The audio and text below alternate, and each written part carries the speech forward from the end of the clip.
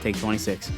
Take 26 sounds good. Welcome, RiceNoodleCinema. I'm your host, Andrew, and today I've got with me Corey Blackwell. Sorry, I'm a little late to the action there on that one. And Antonio Diaz. You can follow us on all our social medias, Instagram, TikTok, and obviously YouTube and Spotify. So Yep. I think that's everything, right? Yeah, we just got 4 for now. Okay. All right. Two We'll for get bigger. Short form, 2 for long form. Yeah. But yeah, holidays have kind of set us back with the uploading. We've got some stuff on the backlog, on the back burner. I've got 2 gaming episodes to put out. Then we have 2. I don't think we did a pre-show for the first one, so we'll have a pre-show for all of them besides the first one. So yeah, 3 of those to get out, and then plenty of shorts coming on the way too. Holidays are busy time. Yeah, I'm kind of sure everybody gets that. But yeah, It is not a lot of driving. Yeah, 100%. Especially for you two. I didn't really go anywhere. You didn't go anywhere. Exciting news though is all of our audio bugs should be fixed with the new method of recording. I know in previous episodes, especially the last one, Antonio, he's got a great mic, but I think he tried to turn down his gain to accommodate us, and it actually ended up backfiring. He cut out a lot, but I think from now on everything should be good. But yeah, last week was great with the first in-person episode. Yeah. Yeah, just having a good time, really getting into the rhythm and stride of these things. Yep. But we are back this week with an online recording, of course. Yeah. Yeah, but back to the original. Yeah, back to the old school way. So, all right. So the movies this week I got to pick out were The Fox and the Hound and The Secret of NIMH. So this is going to be a little bit of a different episode because there's a reason why I wanted to pick these 2 movies. Yeah, I'm curious. Besides, like the time period, why else you see them as like connected? I did want to ask you guys, why do you feel that I picked these 2 movies for? I mean, they follow a similar-ish kind of storyline, right? And it's similar, it's kind of similar characters, and they are a year apart in release, so there's that. Other than that, I mean, yeah, I mean, what do you got, Andrew? Yeah, sort of like the I don't know, just sort of like save the animals type deal, but it's not as cheap as that. I don't know how. Yeah, it's not very cut and dry. Yeah. Right? What if I told you that these 2 films share I want to say they share a similar background to each other. Not really the story itself, but these movies are very much connected to one another. One would definitely not exist without the other. Let's just say that. Interesting. So is it one based off the other? I do want to go ahead and get y'all's opinions on both of the movies first, and then I can kind of go into... we'll start with Fox and the Hound because it released first, and it is important that I set up that the kind of storyline about what happens with the Fox and the Hound and why it's a really important film when we talk about animated like history. Even though you think of the film, it's like something that most people probably forgot about from their childhood if they ever even watched it. But we'll get into that. So what did you guys think about the film? Like, dude, I can start us off. It's a Disney movie, right? So just imagine you're a Disney character, like as a kid, and you're born, and you look up at your parent, and you see a Disney logo come up behind them, and all of a sudden you just get domed. Instantly, you knew the parent was going to die. Yeah. It's like, oh man, come on. It's just the Grim Reaper's like calling card. It's just the fucking Walt Disney logo. the Disney logo. It's the Disney engraved logo in should have a his scythe through it. Yeah. Yeah, especially for films about animals, I suppose, because Bambi and in this film. Yeah, they just do not fare well. That very similar opening scene, I guess.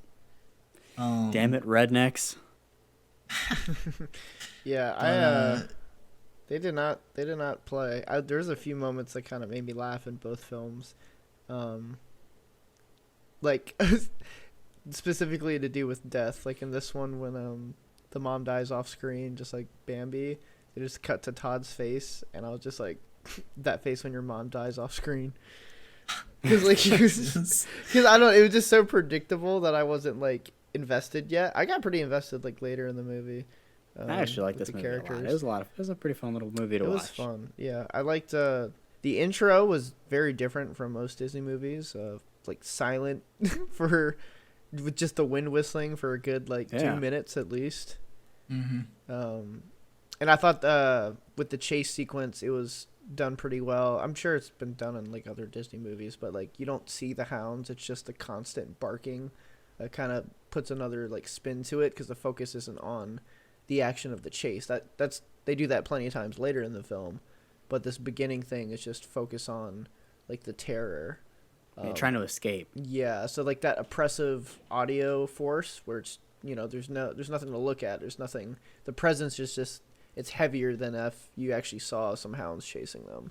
So I thought that was an interesting choice. Right. So I guess I should go ahead and tell you guys, I don't know if you know this, but this movie is actually based off of a book.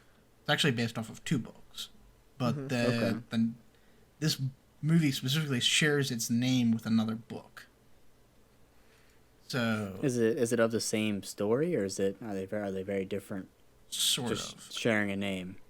So the Fox and the Hound it's a book, but it's a book about a fox and a hound, but it's really not about a fox at all.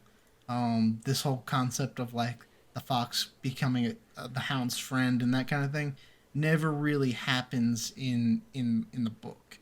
The book is about a lot of things.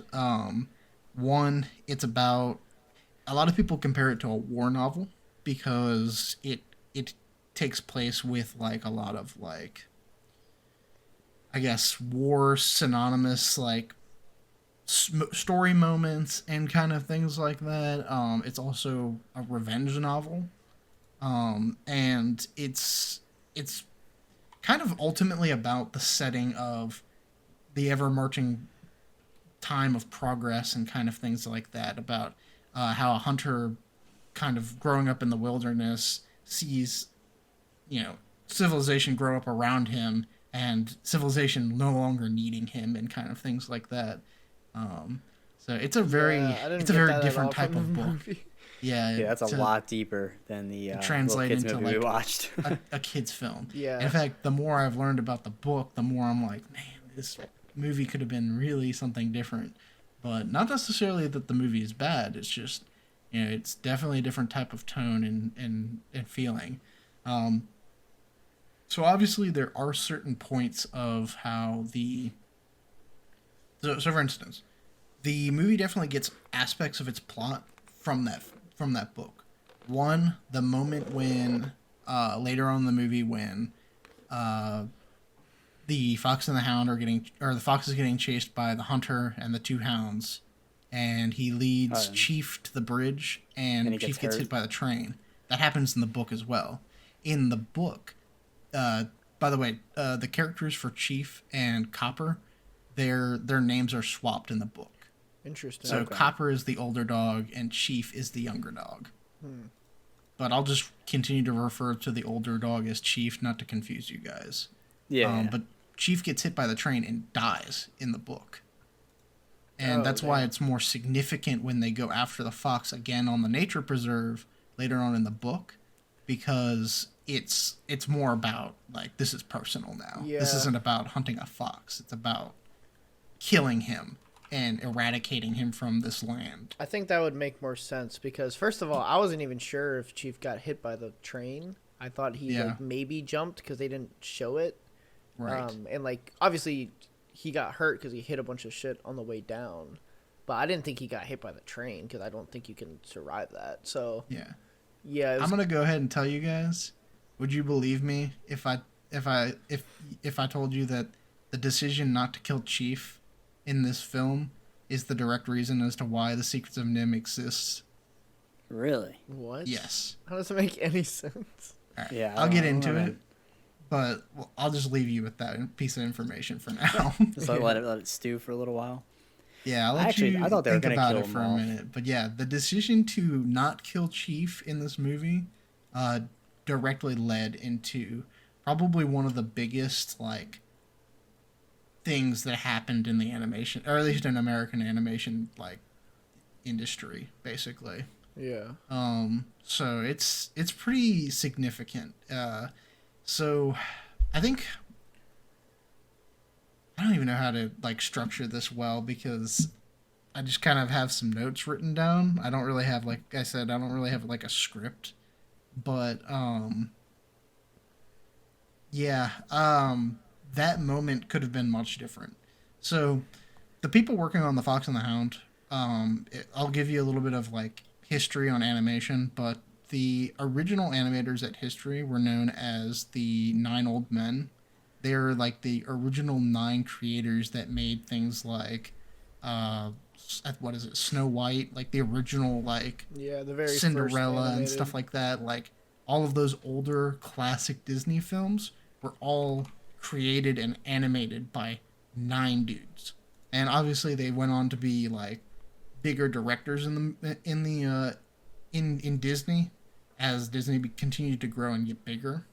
Yeah. But those nine old men are like historically known in Disney as the nine old men, like some fucking mystic book calling nine old like wise Yeah. men or Sweat the something seven like that. dwarves and the nine old Yeah, men. exactly. And up until this movie was created, they were pretty much the dominant force in Disney as like animators and stuff like that. They were the ones that made literally all the decisions. And right around the time that the Fox and Hound was being created was when a lot of them were retiring.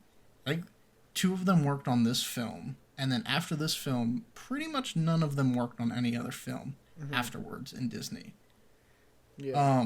There was a lot of history to go through, by the way, when it comes to like doing the research for this episode, and I definitely didn't want to do that in depth of it. So I'm not like it's not like the definitive like thing to read up on, but pretty much right around the time that this film was being created, there was a big like dip in the industry right around this time. Like they weren't making as much money. These films weren't doing as well as the although the Fox and the Hound did well enough, it really didn't outshine any of the other previous Disney films. That's why I was talking about how it's kind of one of those Disney films you forget about that it even exists. Yeah. Because it's a good movie, don't get me wrong, but it's just something that doesn't really it doesn't really stick in your memory as well. Yeah, it's not as iconic. Exactly. It's not And as I don't know what the I wouldn't say it's not as cinematic, but maybe not as theatrical is the word, cuz like right. the pacing is a little bit strange with how the plot unfolds, and like you see that issue a lot with animated movies, but a lot of the Disney Renaissance kind of nailed it. Like those movies feel like movies. They feel like they got a beginning, middle, end.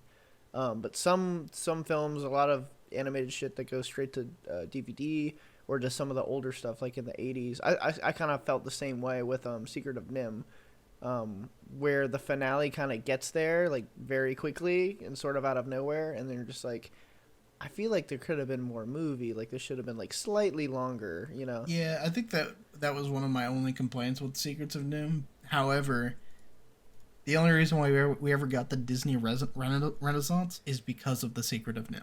Yeah. I will say, like, So, this movie actually doesn't really feel like your standard Disney movie either, right? Like, it kind of no, not follows. necessarily. Yeah. You're right. Yeah. I think, like, honestly, like, if I didn't have to go to Disney Plus to watch it, I probably wouldn't have, like, kind of figured that it was a Disney. Like, if you remove all the logos, minus the parents dying, I would have had no clue. Like, it feels very different. It's like, see, Right. I mean, it does kind of follow that Secret of NIMH kind of like vibe, I guess. Basically, like it doesn't. They kind of ride their own wavelength. I feel like that's why it doesn't get associated Sort with of, Disney right. movies quite as much. So It's, up it's until cool, this man. point, up until this point, Disney really didn't touch dark like themings, and in fact, they've taken stories with a darker like history and turned them into like a lot more family friendly. Like pretty much all of the previous like Disney princesses and stuff like that, all of them came from stories with very alternative, dark endings. Yeah, like taken from from the Grimm brothers, correct? Yeah. And I Fox read and the those Hound, in its original German form, and yeah, I can confirm they're much darker. And there's a lot of fun yeah. other ones that never got adaptations. So right around this time, Disney was trying to avoid a lot more like of the darker like source material, and they were going for more lighter hearted films. I can't remember the exact like films that came out around this time, but they were not really like dabbling so much in that darker theming. And so when it came around to adapting this film, the Disney had picked up the rights, like the licensing rights, to make a movie for the book. And right around, I think it was like 2 years later, this other book called, I think it was called, shoot, it's somewhere in my notes and I don't remember what it's called. Oh, The Ballad of the Bellstone Fox. So that book came out and was adapted into a movie about a year later. So I think it was like 2 or 3 years after The Fox and the Hound released. Mm-hmm. They finally made this movie, and they took inspiration from The Ballad of the Bellstone Fox. And it's a book about a fox who was abandoned by his mother, taken in by a hunter, raised amongst the hunting dogs, and then later released by the hunter when he realized it was troublesome to keep a fox around like hunting dogs. Yeah. And so he goes on a hunt and actually ends up hunting the fox, and that's when he ends up confronting a grizzly or some sort of bear and getting attacked with a bear, and the Bellstone Fox is what saves him. Yeah. Drags him to a cave where he keeps him warm over the winter, and then he was able to recover and return back to his home. And so obviously you can see how that book also has inspirations taken from and put into the movie for the Fox and the Hound. Yeah.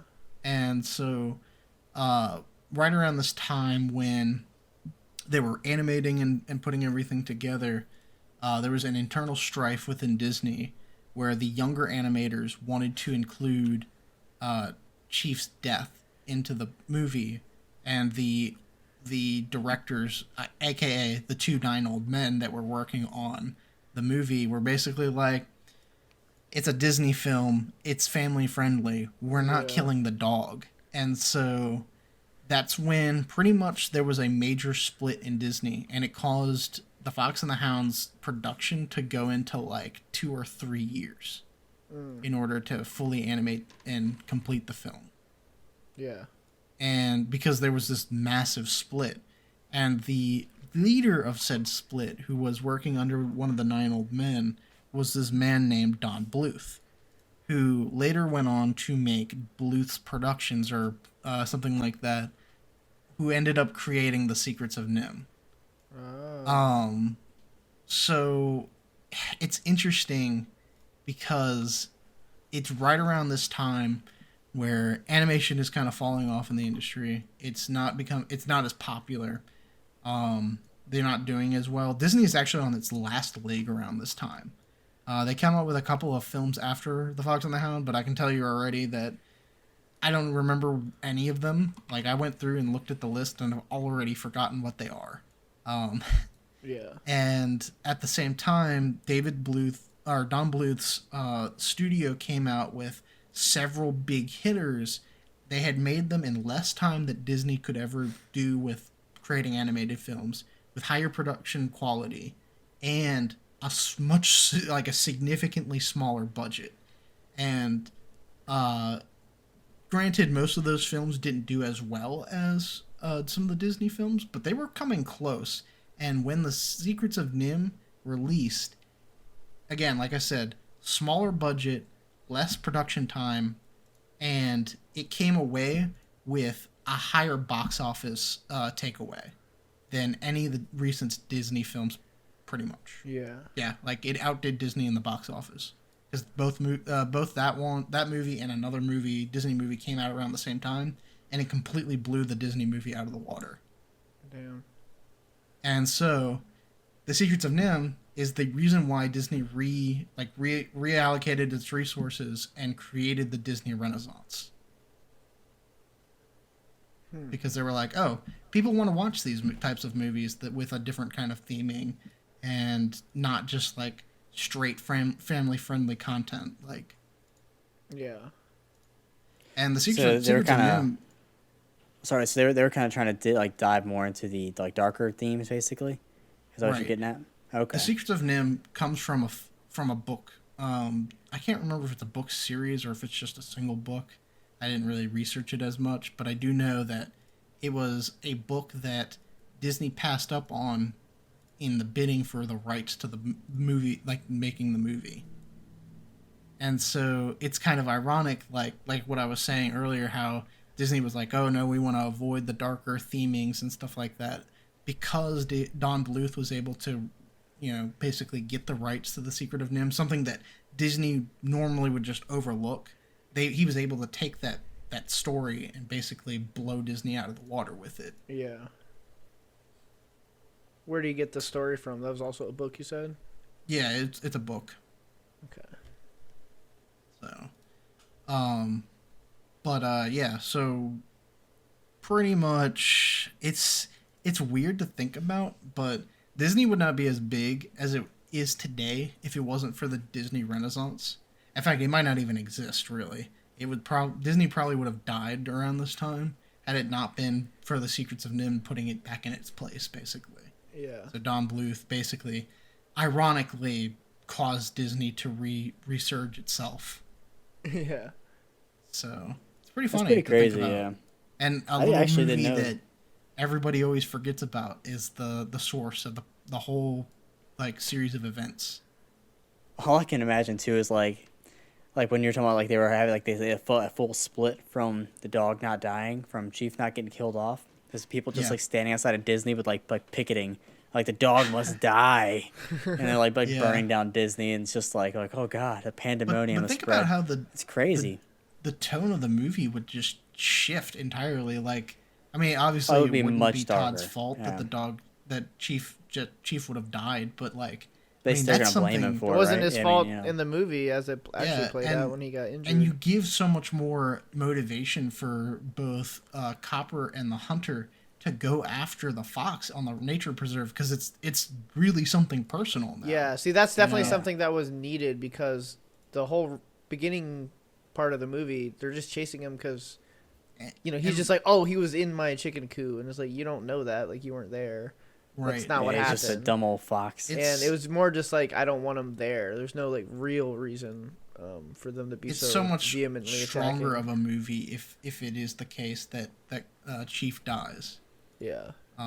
So yeah, it's tough because I do really like the movie. It's just I can't deny it could have been much better. Yeah. Yeah, I think it was really good, man. For like first time seeing it, I actually liked it a lot. I'm Yeah. usually not into these kind of movies either, and I enjoyed watching it quite a bit. I know Erica liked it too, and like we had a pretty good little night, just kind of Yeah. sitting down watching that, and it was a lot of fun. It was different, and Yeah. I dug it. Like I said, I haven't really watched a lot of these old cartoons, so that was kind of neat to get to see. And that's like hand drawn cartoons still in the '80s, right? Yeah. Yes. Yep. Yeah, that's pretty cool, man. And you can definitely tell like it's just a more classic style, and I enjoyed that. It was something different, It's nice to get exposed to new things every now and then. So Yeah. For sure. Did you hear him a little robotic just now? Yeah, it sounds like he's breaking up a Yeah, little it might bit. be your Wi-Fi. We heard everything. It's just you sounded like you're Stephen Hawking a little bit. Yeah. well then, all right. Is it still like that? Just a little bit. Weird. Maybe Okay. it's probably just the Wi-Fi connection. Yeah. All it right. might I'll buff change it out. over to something different. That's fine. Let's see. Okay.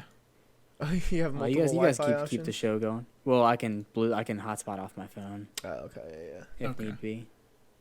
So yeah. you guys But keep the show going. I'll be good. Something else I wanted to add to, you guys talked about how it's a hand-drawn animation.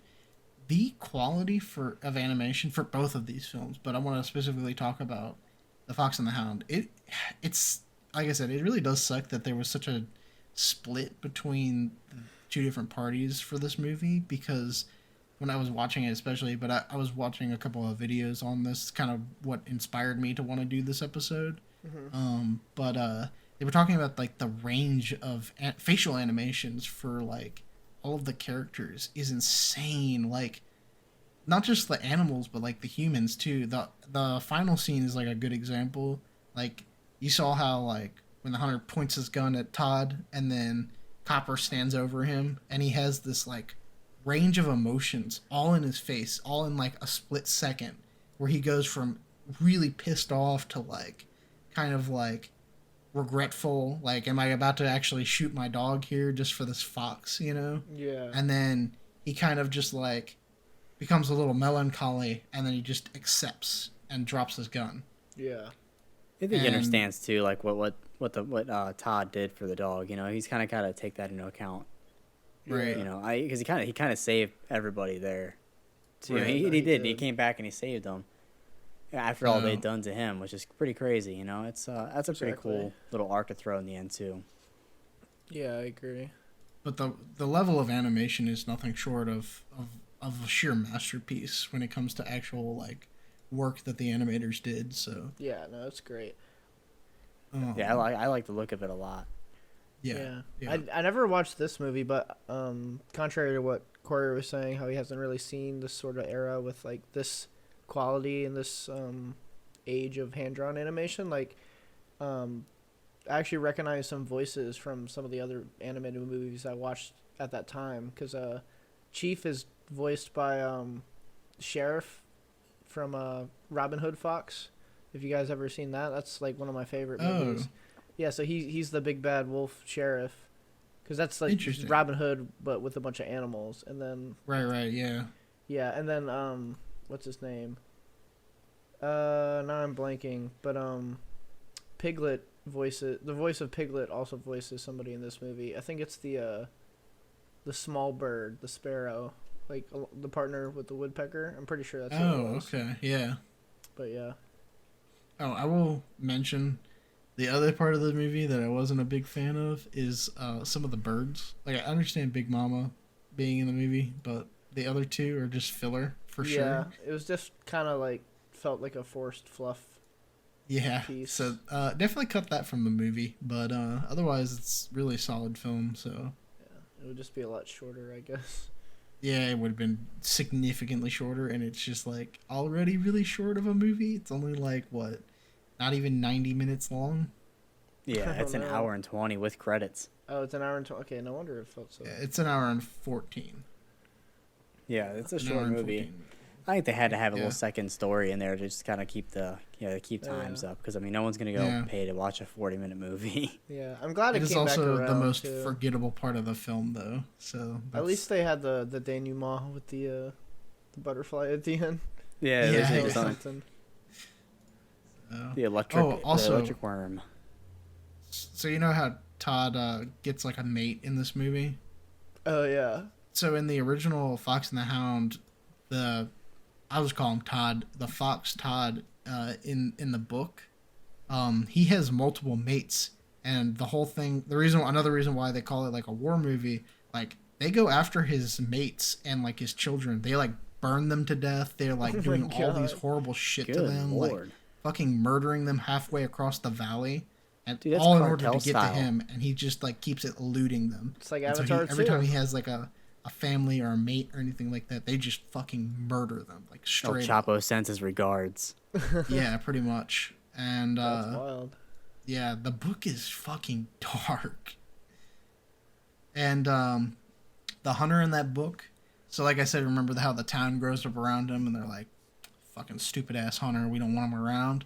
Well, the fox, when he stops hunting the fox during the book because of this, the fox starts getting into all these people's like chicken coops and stuff like that, and they're like, he's like destroying like the farmsteads and stuff like that around the area. Yeah. And so they finally implore the hunter to go after him, and he has one last hunt where he actually finally kills Todd.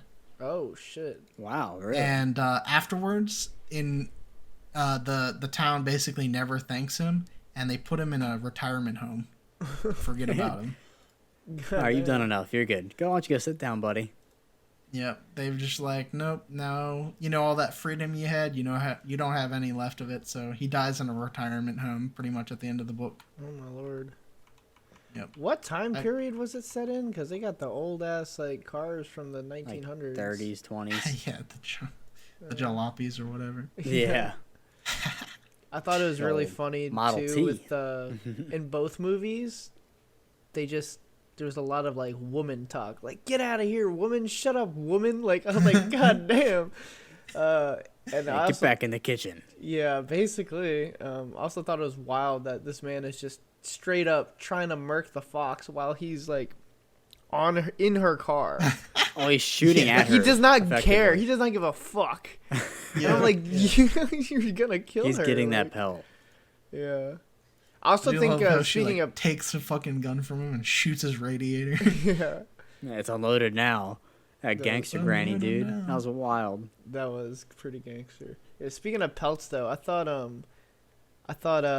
Todd should have had a bigger reaction when he gets shown the shed of pelts. He's just like, Yeah, because one of "Ah!" those was his and like mother. that's it. And it's like, yeah, probably one of those was his mom. Well, actually, it's probably not, because the scene after Todd gets adopted, you see what's his name come home, and he only has one dog. There was multiple dogs chasing Todd's mother, so it probably isn't the same hunter. But yeah, the hunter comes home and he has a new puppy. Remember, he doesn't have like pelts from like hunting or something like that. Yeah. Yeah, you're right. Yeah, Could've alright, well, yeah. It could have been. It was like, oh, that one looks really familiar. Yeah.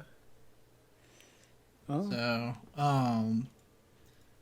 I guess we could start talking about the secrets of Nim. I don't know. What do you guys think? Oh well, we're only like 40 minutes in. Oh, are we? Yeah, because the time is including the pre-show. I've rated an hour, yeah, for pre-show. Yeah, okay. I don't know Alright, exactly how long the pre-show went, but it was about 20 minutes. All right. Yeah. Well, we can keep talking about it. I didn't Okay. know if you guys had more to talk about. Let me check Yeah. my notes. Yeah, I mean, I'm a little short on the movies this week. I think I just kind of like to watch these ones. I think because it was such a different genre for me. I almost Yeah. just like I didn't have like a notepad going into it. I just absorbed it. I just watched it. You know, just kind of had like took it as like a fun experience. I guess kind of like the way they want you to watch it, right? Like, it's not like a movie's gonna be critiqued and like some masterpiece going to the Emmys. It's gonna be something kids are watching and just sit down enjoying. So I think I kind of try to put myself in that headspace to watch it, and Right. so I didn't get a lot of notes off it that way, but I definitely like the movies. You know, they hey, like I said, they're interesting characters, nice little stories, especially with this one. I guess a nice story for the most part. You know, it's Well- like you know, you like Granny, you like all the little like all the birds, and you know, it's pretty cool. Right. I enjoyed it a lot. I had a good time with it. You know, Yeah. it was it's a good climax. Like the big bear scene's pretty cool. It's cool to see like Todd and Lord, what's the Copper. Todd Copper, and yeah. Copper kind of get into it there at the end, and then they have their redemption arc, which is kind of cool, where they kind of understand each other at the Yeah. end, and no, it's a good movie, man. Like I liked it. Yeah, I thought it was good. Yeah. I grew up with these types of movies. So, The Fox and the Hound, Secrets of Nim. One of my favorite animated films of all time came as a result, apparently, of these movies. But Aladdin was during the Disney Renaissance, which apparently would not have happened if this film hadn't been made, basically. So, yeah, I mean, I grew up with animated stuff. Just not even this older stuff too. I grew up with a lot of like Cartoon Network, like Samurai Jack kind of stuff. So, you know, I guess from my point of view, I'm just like, yeah, I don't really see it as like. I mean, obviously it is kids content, but I still enjoy it as an adult. So I don't really like see it so much as like, oh, let me get into the headspace of like a child. I see it from the perspective of like, you know, what did these animators think about when they went into like drawing these like animations and kind of like writing the script for this one. So I don't know. And I don't know, I guess that's also influenced me as an adult too, where I've been a lot more into animated like works more recently, especially. But yeah, I don't know.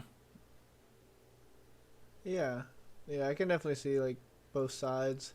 I was probably kind of in the middle.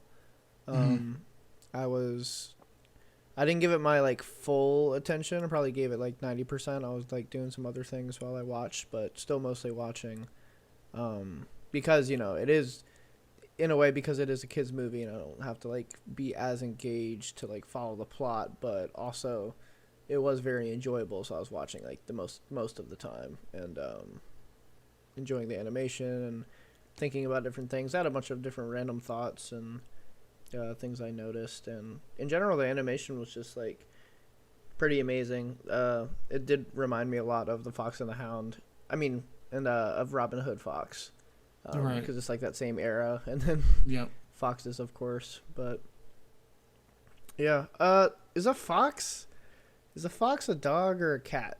Like, I it's think just they a act more fox. cat-like, but it's something in between. I mean, think it's in kinda, real life they're more of a mix, and then this movie They're they more treat of them like a. just like a cat, I think they're more of like a badger, actually. like a badger. they Yeah, act more. So Yeah. if you look at like videos like the household kept ones, they act more cat-ish, just because that's Yeah, like the they way their definitely behavior have is. a lot more. But I think that's mostly just movies. I've seen a lot of like clips from like foxes. They do act a lot more like a small dog. In a lot yeah, of because like ways. I've seen them run, and they run like a dog. They don't run like a cat.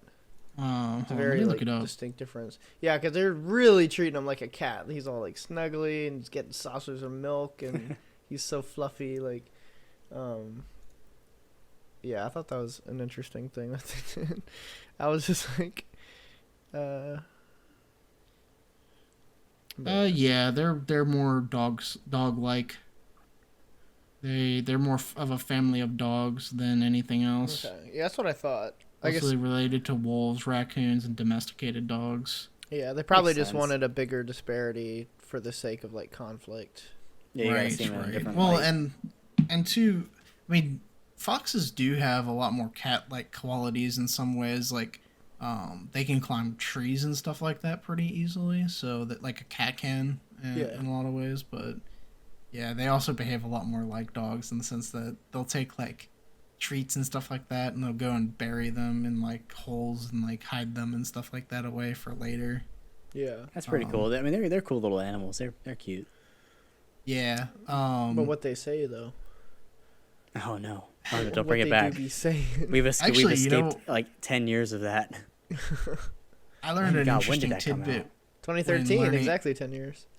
Wow. Yeah, Yeah. yeah, it would have been like 10 years ago. I was in fifth grade when I remember hearing all that crap. That was like the same time as like Gangnam Style, right? Oh Yeah, God. Gangnam Style Yeah, was the year I guess so. before. We're doing a deep dive. Jeez, I don't even want to All think my- about that stuff anymore. All my memories, not even a movie. Yeah. But yeah, actually, living out in the woods with my mom for a period of time, I learned that foxes have a call that sound a lot like a screaming woman. Yeah.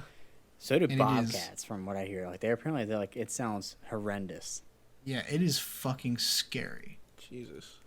So, Also, now I imagine you as a nomadic man in your cowboy hat with your long flowing hair, just wandering through the woods. You put yourself in a whole new light in my mind. I just want you to know that. that's pretty accurate. Yeah, I was a little taken aback when you were like, I just lived in the woods for a bit. Yeah. I called No this biggie. stump my home. I'm like, oh wait, what? But yeah, imagine you're on like a porch somewhere in the middle of the woods and you just start hearing a woman screaming in the woods and you're just like, what in the hell is that shit? And you're just like, is that somebody screaming or is that an animal or what the hell is that? And we looked it up later and apparently it is a fox and it's a mating call or something like that. Imagine just screaming at the top of your lungs whenever you got horny. And someone That's being pretty someone much- just screaming back. Screaming like a woman. That's pretty Yeah, much yeah, what there you go. what every animal does in the kingdom. Insects, like mating calls are kind of wild. Like I guess they Yeah. don't have Tinder, so it kind of makes sense. But Yeah, Yeah, I they have to guess call so. out. They gotta find all them hoes that are a mile away. It's actually really cool. One of the female foxes that like kind of roamed the woods for a while actually lived like alongside our driveway, so we always saw like her and her pup like wandering around, and we actually found their den. At one point, they had like a big den that went underneath our driveway. Oh damn. Yeah, it's like right on the side of the driveway. We think it's actually a hole left by a different animal, maybe like a bigger badger or something like that. Like maybe I don't even know what would dig it, but like a slightly bigger animal because there's a big hole. But yeah, she was living there with her pup for a long time, and we would see them over in the driveway sometimes, just Yeah. chilling. You should have dropped the Um, dogs on her. Whenever my mom would make like a turkey or something like that, we'd take the leftover like corpse basically and throw it in the woods, and they would go and eat it. So, Damn. yep. So, but foxes are cool. Yeah.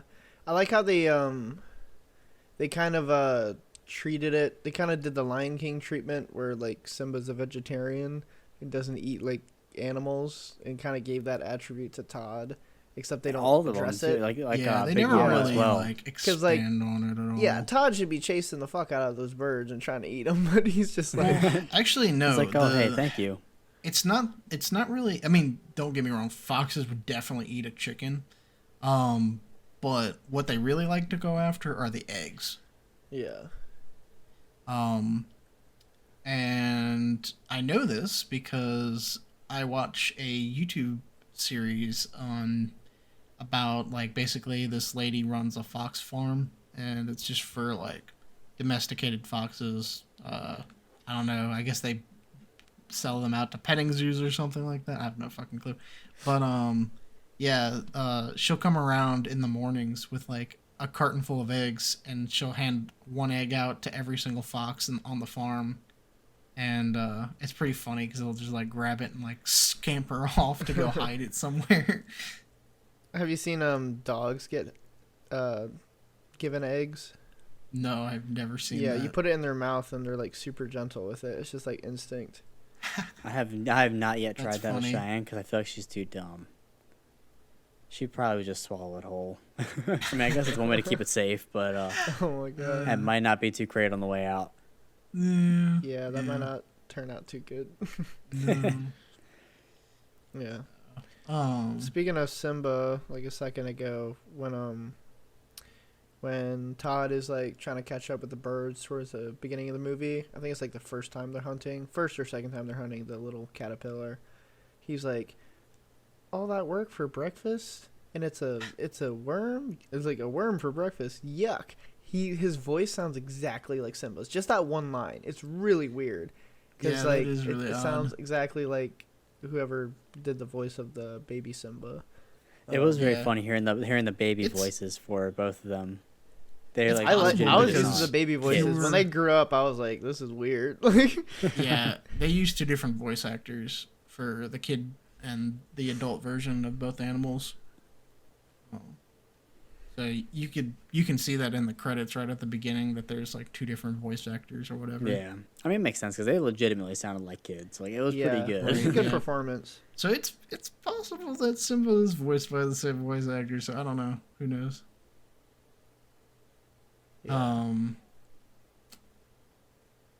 Shoot.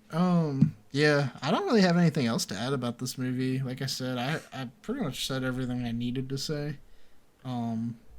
This film it's good, but it could have been better. It's got a weird historic value as well as just like being significant for like a whole industry basically, and the history of Disney as a whole as well. So what do you guys think? Is there anything else you wanted to add? I will say like this is probably one of my favorite Disney movies now. I've never really been a big Disney guy at all. Like the Disney princess movies and all that kind of stuff really never did it for me.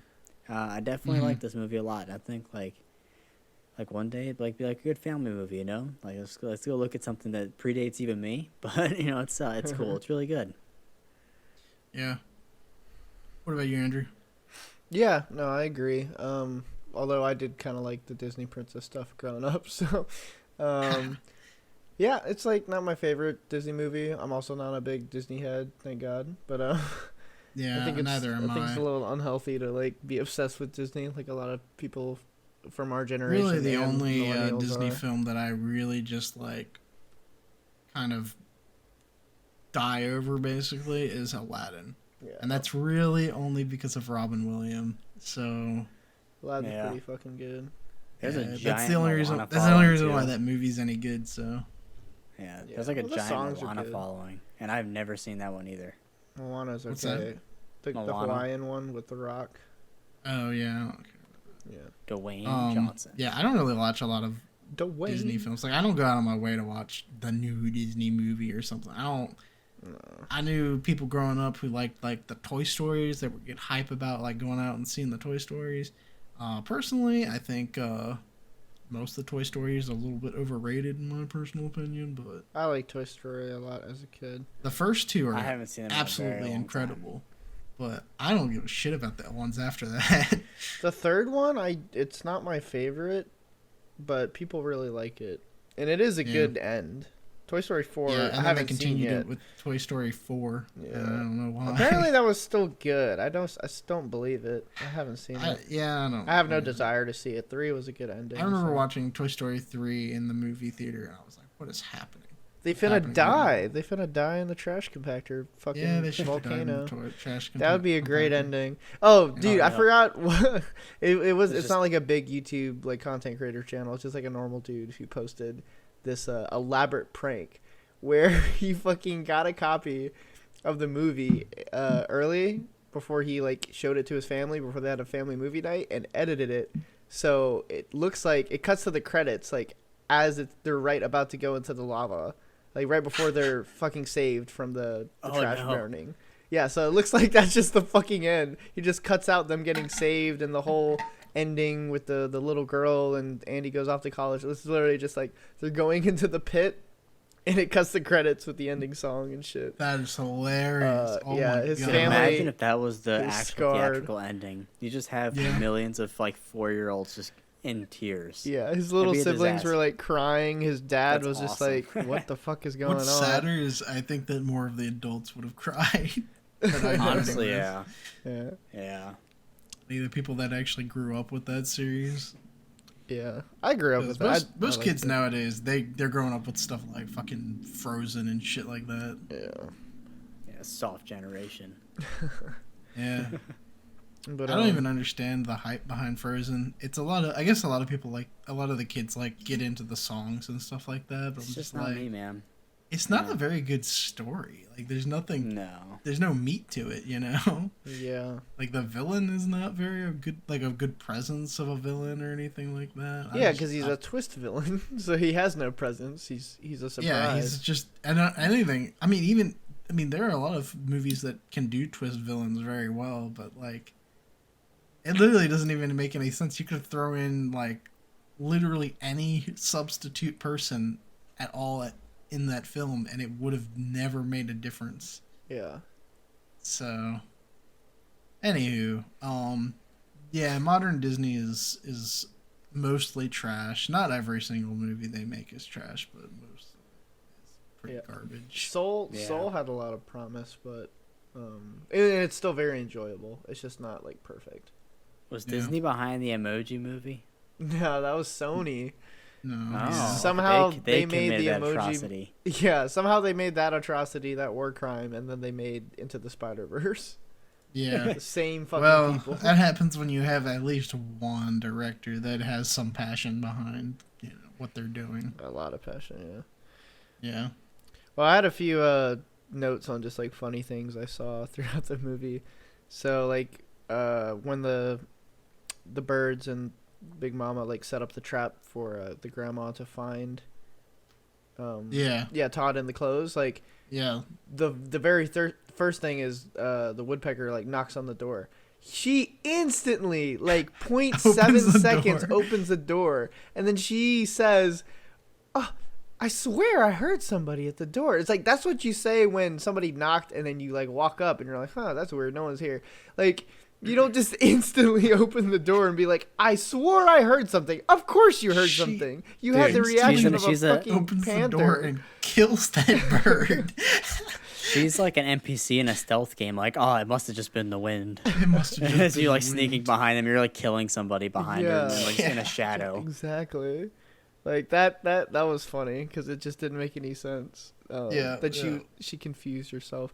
Another like cute thing, but also like realistic touch I noticed was when the copper first gets introduced. So Chief has a pup, and he's like annoyed with him. And instead of like pushing him away with his paw, like I thought it was gonna happen, he like fucking shoves him, and Copper goes rolling back. And I was just like, yeah, it's pretty realistic because animals aren't like as precise as they are in the movies usually. Like movies, Yeah. that shit happens all the time. It's like get out of the way, and it's like I'm gonna push you a foot and just gently Yeah. slide you. But this was like, yeah, it's pretty realistic. A dog would probably just swipe at you, just Get fucking kicked. give you the front hand backhand. So I thought that was good. A lot of people always mention too the relationship between Copper and Chief is very well done in this movie because like even though Chief is kind of jealous of Copper, you can tell he still really like has an affection for him. Yeah, I'm proud of him. Oh yeah. Yeah, and Them definitely whippersnappers. looks after for him as well. Yeah. It's funny how they do Chief as an old man. He just uses like stereotypical old man wording, like wording. Yeah. I don't know what He's you very- whippersnappers are up to. I love the scene in when the hunter comes busting out of his like cabin with the gun to go kill the fox. When he's like, I think what is it the first time he's chasing the fox, right? Yeah, and he's trying to put his pants on, but he just like he has like long john underwear like on anyways underneath. Like there's no like reason for him to be trying to pull his pants up while he's trying to shoot the gun. Yeah. He's just like, I don't know. It was just, I don't know. And then at the end of the scene, he just like ditches the pants anyways and then goes driving after him. Like, what was the point of putting on some pants if you're just gonna say throw all caution to the wind? Yeah. Yeah, that's true. That was funny. He's got to try to Might as avoid well that just run conversation out with his there. neighbors. You know. His one neighbor. I love His their one neighbor. relationship is weird. So, She's like patching him up. I'm new to at the end. And it's neighborhood. like all that he's Yeah. done to you is try to kill your pet, and you're just like casually. Well, Yeah, they a lot of hold people each other at talk about gunpoint that halfway part as through. well. yeah, try to shoot A lot of you. people talk about that as well. She's not just the old lady. She's actually specifically called the widow. And she talks about a lot during the movie that how she's like really Lonely, yeah. and people talk about the duality for this film, how she's like this lonely old widow and the hunter and his dogs are pretty much content with living their lives alone, and then Todd kind of comes in and wrecks everybody's whole existence. And how at the end of the film, even though like Copper and Todd don't really ever get to hang out, everyone's in a good spot. Like you have the widow who has somebody now to take care of, like the old hunter. And then there's kind of peace back on the farm again, you know, because Todd's not around, and then Todd has his woman in the woods or whatever, Yeah. you know, so it all true. kind of like wraps itself up pretty neatly after that. Yeah. Yeah. Everyone's kind of put in a good place or whatever. Yeah. All right. I guess now we can move on to The Secret of NIMH. Yeah, we can Yeah, move on. yeah. Oh wait, I had a few other things. I don't. Oh, okay, go ahead. Sorry, I'm not trying to rush you. Oh no, you're good. Trying to keep us on track. I just commented on like, what a doghouse. What a nice fucking half a barrel, Yeah, the stuck in the barrels. mud doghouse, and that only like a quarter of his body fits in.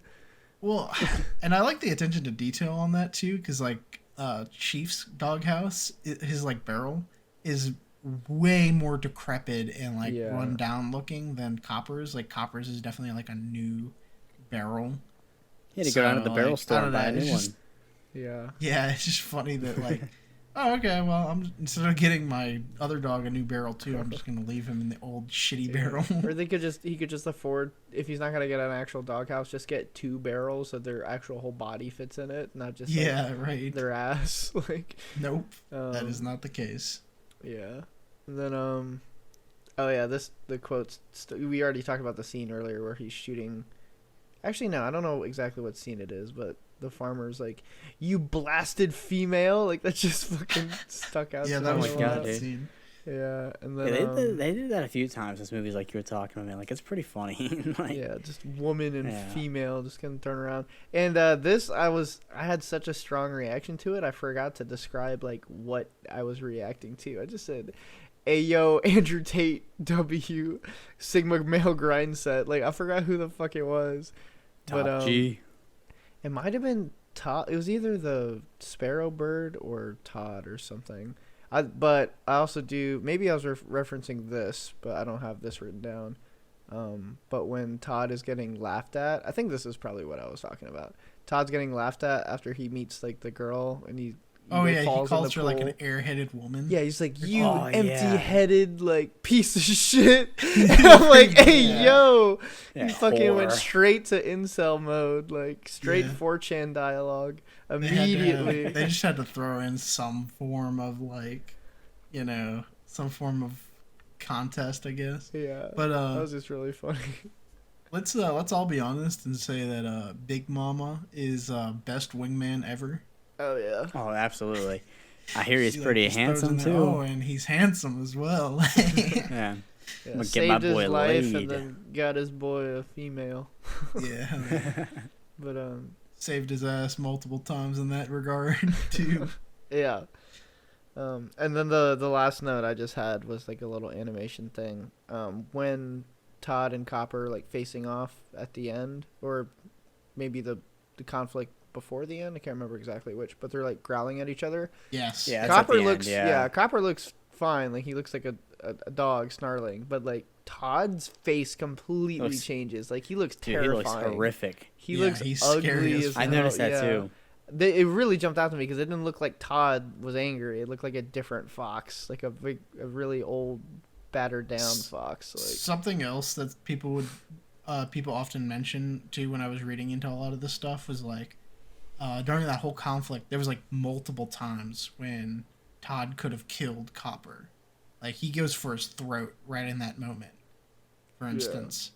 And he doesn't really fully bite down because like he could have definitely killed Copper there. They talk about like how the fox's jaw could definitely like just take out dogs like that. And yeah, no, he doesn't there, and he doesn't throughout the entire scene, and then later ends up going back and saving him. But like, he's still kind of like not wanting to like hurt his friend or whatever, whereas Copper is definitely trying to kill him in this entire like scene. Well, that adds some depth to Todd's character too. Like he actually cares. He's just a nice dude. He just keeps getting put in the bad situations, you know. yeah. One of my favorite scenes is when he's walking through the little like underbrush where all the traps are laid out, and the amount of tension in that scene where he goes from like, oh, that's silly, why would I be cautious about walking through here, and then all of a sudden there's like no sound, Yeah, and he's he's very like very cautious and on high alert, and he steps over a couple of the traps that you can see throughout the underbrush. So I thought it was like a really good scene. Yeah, that was done very Oh, well. yeah. Yeah. It The only thing definitely that was builds kind of up. goofy about it was like, why are you racking your shotgun while you're waiting for this fox to get standing in like this? Yeah, to get closer. Yeah. But yeah, I guess that's it for the Fox and the Hound. Yeah. Yeah, before we head into the Secret of NIMH, just read our first sponsored segment. For what episode is this? 4. Pretty good. 4. Pretty good. Yeah, episode 4. All right. Consistency and discipline. It's 2023, so make sure you start your new year off the right way. Join Jay and KJ in their bodybuilding and powerlifting journeys by following at Lock-In Fitness on Instagram for diet tips, workouts, and uplifting content. That's at lock.in.fitness. Use code LOCKIN20 for discounts on pre-workout, supplements, and more. And be on the lookout for JFit, a personalized workout program made for you. Stay locked in. So thank you very much for being our first sponsors for the podcast. Well, All with right, that- now we're official. yeah, official. We'll head right into Secret of NIMH, which was, Yeah. I think, a much more enjoyable film. Personally, I would rewatch agree. this movie. I don't think I'll ever rewatch Fox and the Hound unless it's like with a kid or something. But yeah, Secret of NIMH had a lot of depth to it, and Yes. it was just funnier too. Like comedic relief in both movies are birds, but I thought that the crow in this movie like was actually very funny. I recognized the voice from somewhere. I haven't looked it up yet, but his voice was definitely very had a lot of presence, and it made the jokes. His delivery made all the jokes land. Like I was laughing. It had been a really pretty long funny. time since I had seen this movie, and I just maybe I just don't remember it as well. But like rewatching it just today, and I was just like, man, this movie has such incredible atmosphere.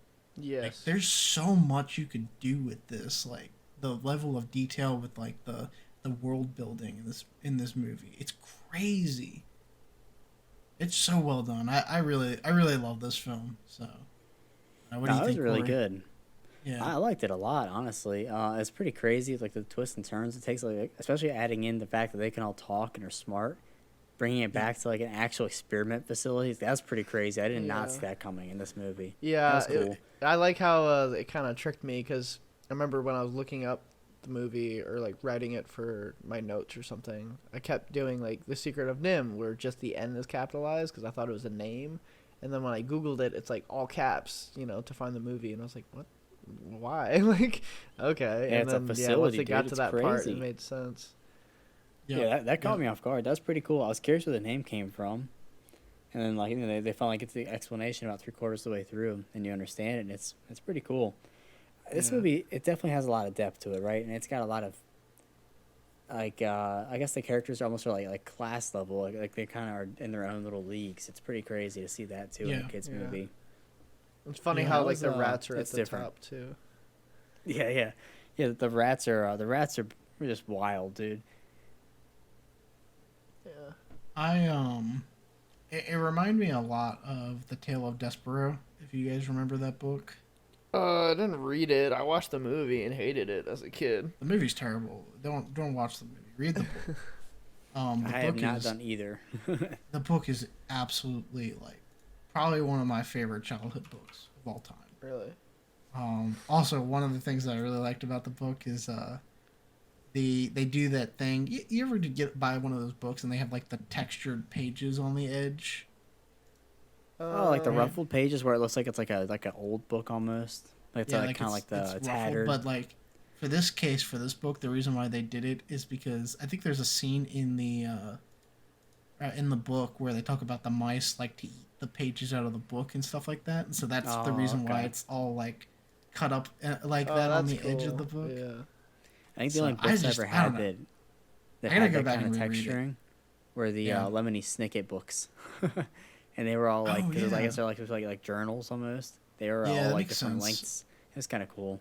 But yeah, I yeah, love I'll those have are to check that another out. set of books that I absolutely love from my childhood. Lemony Snicket's there's so many I could go into it, but you guys should definitely read the Tale of Despero. I might go back and reread it just to look at it. But this movie reminds me a lot of that book, obviously because of the mice, but also just like how there's like talking mice in a underground society. And there's a lot of interesting parallels between the two, and it makes me want to go back and actually read the Secret of NIMH now, because I feel like this is if it's a good movie, it's probably an even better book. Yeah. So Yeah, I'd like to see the contrast between the literature and the movie. I bet there are some differences. Is the book like a kid's book as well, or is it a complete story? I believe it's a kid's book as well, but like I said, it's Okay. got that darker source material. So Yeah. I'd have to look it up. I'm not sure. Okay. What did you guys think about how the movie opens? With Miss Frisbee. Well, no, how it introduces how the whole setup of the story is just like talking about somebody's basically their obituary. Oh yeah. Oh yeah. I completely forgot about that with the old rat. I can't remember his name. Yeah. Yeah. I really liked that setup. I was like, damn, they're That's pretty starting cool. off with a death like that. Like, I don't know. Oh yeah, I was trying to figure out where he was Nicodemus. going to fit into the story. Mhm. Nicodemus, yes. I was trying to figure out how he Yes. was going to come back and play, and then I was like, I didn't realize he was going to be like the head of the rats. Like that was kind of cool. Yeah. Yeah. That's definitely a different way to go about it because you just know this dude is dead, right? Like, Right. Yeah. The husband. and it's just paying homage to him in like to this amulet. Yeah. It was yeah, it's cool. I thought I liked it a lot. Yeah, I just I think Don Bluth, he's made a lot of like really interesting films. A couple of his like big hitters are like you have All Dogs Go to Heaven, which came out before this film. And he had An American Tail. I don't know if you guys remember that one. That was also another one about mice. But his probably most famous one outside of The Secrets of NIMH is actually a Dawn Before Time. Oh, really? Yeah, it was the first movie they ever made. Oh, that like company, or Yeah. like, hmm which And is not I Disney? just gotta say, I can see how those two films are made by the same company because A Land Before Time is just like it's not a very good like story for one, but People like the world like a the lot. world and like the characters and just the art behind it, the animation and like the I don't know the how to like say this, but I guess like the shot scenes and stuff like that are fucking insane. Like The way the art it was is just one of laid the out. most gorgeous animated films I've ever watched, and the Secret of NIMH is right up there with it. Yeah. So, yeah, I don't know. It's just like I love the feeling of this movie. It kind of reminds me a lot of like a fantasy world, which is weird to say about a movie about rats who have been turned into like super smart intelligence like society, living in a rose bush on a farm. Well, it's definitely got some fantastical elements like the weaponry they Yeah. use, the kind of hierarchy with like, you know, soldier of the guard or whatever, and like the king and the Right, but it outfits. reminded me a lot of like books like The Hobbit and like the Lord of the Rings and kind of stuff like that because you had Yeah, like no, this it did for adventure me too.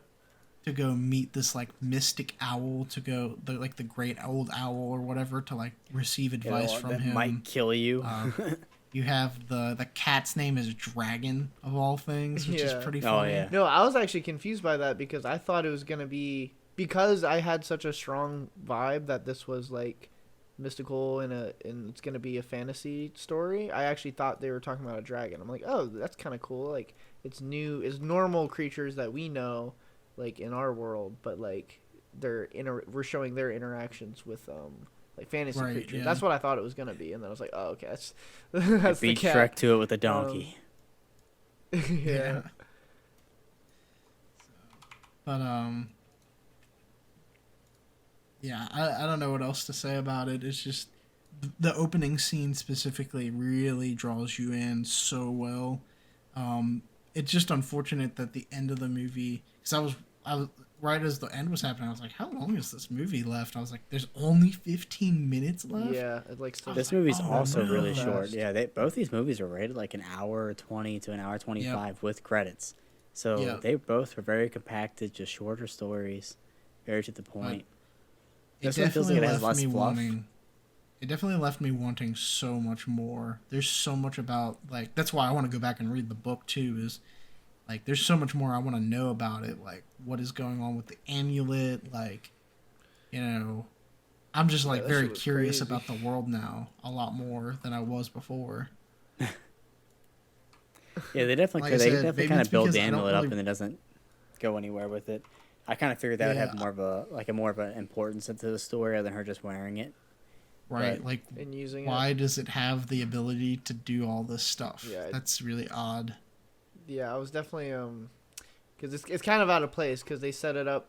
Yeah, the vibe is very mystical and like a fantasy story, Right. but there's nothing in it that's magical besides Nicodemus. Like Nicodemus has got the amulet, he's got the magic portal, he's got the floating book. Everything else is grounded, especially when you're Other than connecting it to the science. owl as well. Yeah. Oh, did the owl have powers? He was just like he seemed mystical. He didn't do anything. I thought he was supposed to have like a kind of a foreshadowing, because he also had the him and Nicodemus are the only two characters in this movie that have like glowing gold eyes too. Yeah, that's very true. Yeah, maybe he does have some mystical powers, but he's never really shown to have those. Also, Yeah. it's the first.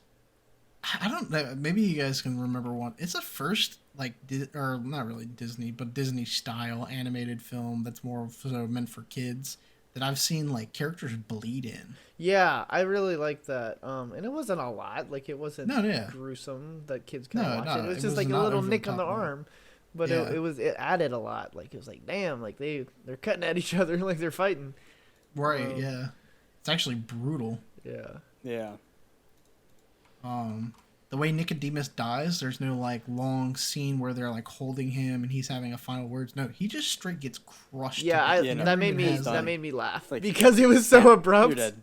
Yeah. Yeah. Well, I actually He had kind of no liked fighting that chance. because I was just like, oh damn, like this story doesn't really like take Doesn't itself cater to like him. I don't know. It doesn't like do all the silly shit that other movies do. It's definitely like, oh hey, this was set up as like a plot of an assassination. Like when people die like that, they don't just like live afterwards and have like their last moments or something like that. Get They their just final words. straight die.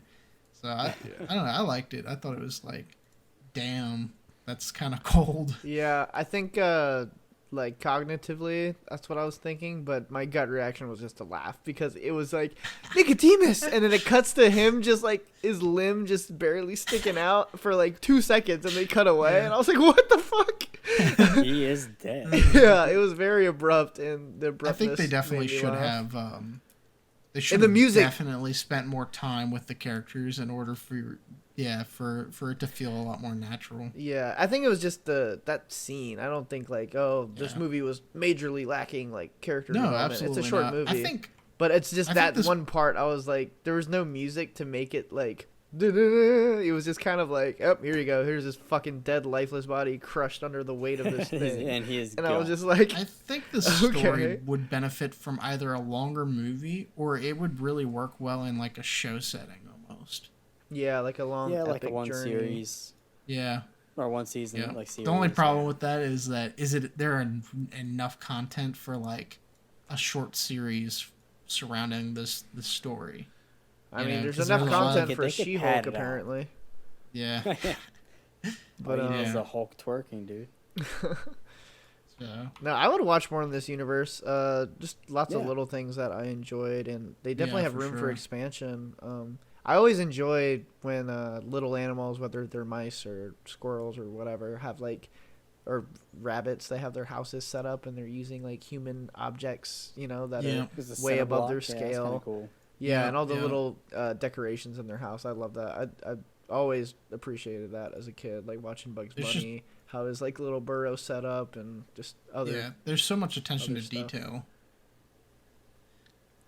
Yeah. Yeah, I would definitely say like that's something that like this movie does. Like any story elements in it are very well thought out, and are like put through the paces. And it feels more like a movie we can enjoy as adults, right? Like you can like even Andrew said, like he would go back and rewatch this movie. I feel like you can get a little more out of this one than you can The Fox and the Hound. Like The Fox and the Hound is cute. It's a cute little kids movie. It's good. This is the kind of the same thing. It's good, but there is a little more depth to it, and that was pretty cool to see. I agree with you. Yep. Yeah. Yeah, I feel the same way. But yeah, it's one of those films where it almost feels more like art than an actual movie in some ways. Like I don't know, I really enjoy the attention to detail. Like I don't know, I get this feeling that the people who created it really spent a lot more time not just making it like enjoyable for kids, but just making it an enjoyable piece of media as well as a kids movie. So, you can definitely tell the difference than compared to like, I don't even know an example to give like a common everyday kids film nowadays that are just like, I mean, they might have some like adult centered like jokes thrown in there yeah. that go over the kids' heads, but other than that, it's really just like a goofy kids movie. Exactly. Yeah, that's kind of the default that Hollywood likes to go to. It's like, let's throw in some jokes for the adult, and it's like, Right. or Yeah. you could This make a film that is, it's like a video game or something. Like there's a Right. there's skill entry level, and then there's a skill ceiling. So it's sort of like everyone is still enjoying the same product. It's not cut up in the little sections like this 2 minute scene is for adults, or this 1 second joke is for adults and the rest is for kids. It's like they're both, the whole thing is enjoyed by all ages, except it's Right. just with your age and wisdom and life experience, you get different things out of it. Right. Right. It's definitely a different level of creation when it comes to somebody that can actually like do both, I guess you could say. Yeah. And it takes more than just making a movie. It takes a lot more like passion and wanting to create than just like, oh yeah, well, I don't really care about this. This is for the kids, so I'm just gonna make whatever cut and dry, copy paste story and slap it into an oven and cook it half baked and then throw it out, Yeah. Exactly. which is what most films are nowadays, and Yeah. most kids' films especially. Oh yeah, because they're like, oh, this audience is gonna be like 4-year-olds. There's nothing we got Yeah. to put any effort into it. They'll be all right. Just put like bright flashing colors and some music. They're good. Yeah, there you And go. the parents just have to suffer through it. Also, something I want to mention: no singing in this film. Thank No. fuck. Yeah, it did not need I hate that. when they just throw random moments of song into Disney films. It just kills me. Like that was one of the things I really didn't like about The Fox and the Hound was like they had half-hearted like songy type like musical moments that I forgot was even in the did? movie. And I was just like, no, why? Yeah, see, they're so forgettable. I don't even remember. I don't even know what you're talking about. Yeah, exactly. So like I don't know. It's just like, why even put it into the movie? Why does Disney do that? Maybe they haven't done it in a while, but I mean, there are a lot of Disney films that still do it. Like I think Frozen obviously had like a lot of music in it. And Kanto has a lot of music too. I watched that. It's a Yeah. pretty new one. But I'm just like, man, like there's some films where it's just like they do it half-heartedly. I'm like, just cut it. Just cut it from the movie. Yeah. Do something else. It's unnecessary. Literally anything else. And The Secrets of NIMH did not do any of that. So I'm just like, thank God. Don't do that ever again. Yeah. Yeah. So, I don't know what made me think about that. There was something else I wanted to add, but now I've completely lost my train of thought. Happens to the best of us. Yeah. Oh, the other reason why I wanted to do like this like episode as well, because I think in our first episode we started. Was it our first episode or second? I can't remember. We talked about like how Disney is just kind of. Oh, it was our first episode. Disney is kind of shit, Yeah. with all the Oh, remakes. we and stuff slandered like Disney right off the bat, That was dude. for like 20 minutes. Came out yeah. swinging. Yeah, for like 20 minutes. Well, I think this is a good time period to show how Disney has gone through cycles of really bad and decent to really good in certain cases. And I think it's interesting to see how, in this time period, like I said, they were about to just absolutely bite it in the industry. Like they were going to go bankrupt soon if they weren't going to change. Yeah. And they had the obviously the Disney Renaissance, which kind of saved them. And now we're going through another cycle where Disney is so big now, it's different, obviously. They're not even close to bankrupt, but their whole like brand as a company is just like putting out just half enjoyable. You get the normies that get into the seats that enjoy. You've got Disney Plus where people just go in and watch all your garbage. And most of the time people are just watching your old stuff, which is what is more enjoyable to watch anyways. Yeah. But More Star Wars. I don't know. I think it's interesting to see how we're kind of going through a same kind of like era as they already were going through before at one point, where it was maybe they were a lot more passionate, but you still had like old ideologies of just like, oh yeah, we're just going to push the same stuff that we know works. Why are we going to try to push the envelope and try to do something different? Yeah. And now you have movies that are coming out. They're like, let's just do the same old stuff. We'll do remakes of live action and just make them worse than our old movies. We're out here ruining things like Star Wars or buying other IPs and making them worse. Like, it's and really the only reason why they're doing it is because they're like, oh well, we know it's Star Wars. People are gonna come and see it anyways. Yeah. So like, it's interesting to see how there's that parallel of like some of the old, they already went through this with some of their older films and now they're going through it again, but it's not really like, they're not really getting any kind of detraction. It's weird. But I don't know, what do you guys think about that? Do you guys feel the same way, or after having me explain it or whatever? But I mean, it makes sense, right? Like, I mean, because like a business that long, that's been open for that long, is gonna have kind of waves, and they definitely feel. I kind of get where you're coming from, where they're repeating that cycle from that time frame. It just kind of like this was an outlier, but for Disney, but like sitting out just doing something a little bit different. You know, like now they're just, it's been so repetitive and just it feels so lifeless. Yeah, everything's Everything a just formula. feels, yeah. and they're even bigger now than they ever have been. So it's not just animation that they've just been doing this with. It's like whole Actual entire stories, other man. like genres and movies and industries and series that they've just kind of like put into the dirt pretty much. Yeah. Well, they're like, oh, you know what? It's a big name. It'll make money. Just crank Right. something out. Like, it's like, oh, dude, come on.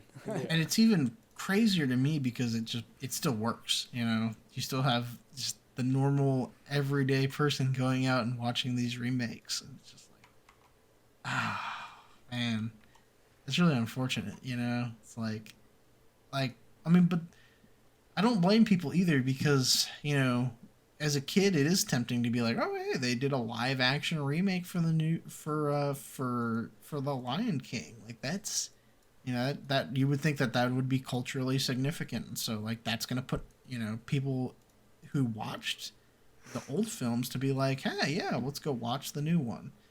And I am not one of those people. Thank God, I did not go and watch any of the new stuff. In fact, when Aladdin got remade, I was so insulted that I believe I canceled my my Disney subscription for a while. That ruins you, man. Good Lord. But yeah, I mean, well, the thing is that it's not at that point. It's not just like, it's not just because I have a love for Aladdin or something like that. Like I don't. It's not really that personal, but it's more of like the absolute shitting on the legacy and image of Robin Williams, in my personal opinion. Yeah. Like, you're taking something that he did that was so good. And by the way, there's a whole history behind that as well. Robin Williams had a falling out with Disney for doing shit like this already. Yeah. Now, they're not necessarily reusing his image or anything like that, but it's kind of interesting. Robin Williams, when he made Aladdin, and voice acted the genie for it, he made Disney sign a contract saying like, hey, we're gonna, any recordings or stuff like that you do with me now for this movie, you can't reuse them for any reason. Any of the bits or anything like that I do, you're not allowed to put them in another film and make a second movie out of it. Like, you're not allowed to do that. I'm not consenting to that. The other thing he told them was he doesn't want to do a second film for it, so don't do it. Well, they went and did it. So, and he had a huge falling out with them. He sued them, and they had a bad relationship for a really long time, up until almost his death, pretty much. They had like a really bad relationship. No, actually not quite that long. It was like 10 or 20 years. They had like a complete and total falling out. He wouldn't do any Disney films again after that. Yeah. That's why we never really got any Robin Williams Disney movies or anything like that. And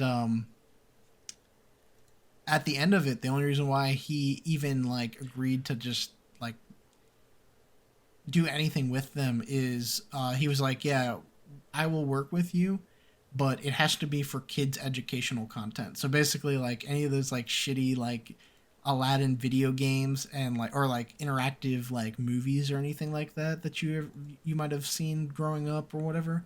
That was because of that agreement where he was just like, yeah, if only for educational purposes. Damn. So, but and obviously I'm pretty passionate about it because And especially, I don't know. I guess I always liked Robin Williams because I like a lot of his movies, but it wasn't until after his death that I had like a real appreciation for his art.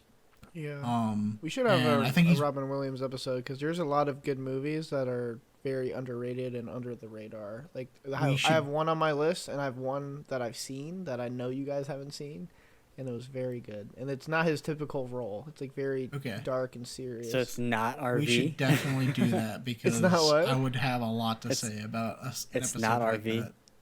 RV. Yeah, you've ever seen that one? Oh no, I haven't seen that one. That is actually a pretty funny movie. Yeah, that's a good Robin Williams film. That's funny. Yeah, these are like sad as fuck. Yeah. But yeah, there's just so much about Robin Williams that I learned after his death where I'm just like, man, I wish I had known more about it when he was alive because, I just have like so much more of an appreciation for him. Not just like a respect for him as an actor, but like there's so much more of a respect I have for him as just an overall person now, more so than I've ever had. And even down to the fact that like he did a lot of commercials for, I don't know if you guys remember this. He did some commercials in like the 2010-ish era for the Zelda games. He did commercials for him. No.